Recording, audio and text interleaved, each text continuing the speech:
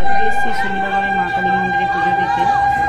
এটা হুগলি জেলার সিমলাগড় পান্ডুয়ার কাছাকাছি একটা জায়গা। এখানে খুব বিখ্যাত মা কালী মন্দির। ভিডিওটা তোমাদের শেয়ার করলাম। তার সাথে একটা নতুন অভিজ্ঞতা হলো এই মন্দিরে। সেটা হলো এই মন্দিরে একটা নতুন ছেলে মেয়ের বিয়ে হলো। বিয়ের অনুষ্ঠানটাও তোমাদের শেয়ার করলাম।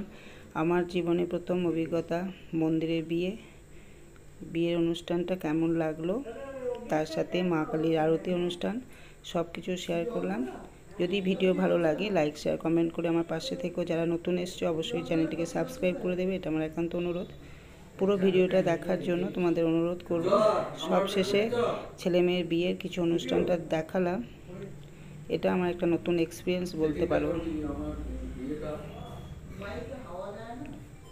বিখ্যাত মা কালী মন্দির সিমলাগড়।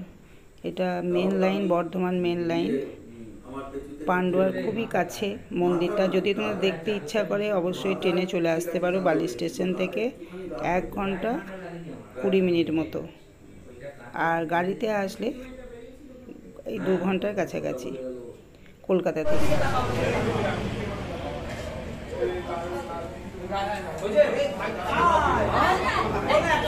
ভিডিওটা স্কিপ করবে না। সবশেষে বিয়ের অনুষ্ঠানটা আমি ভিডিও শেষে দেখিয়েছি, যতটা পেরেছি তোমার সাথে শেয়ার করলাম।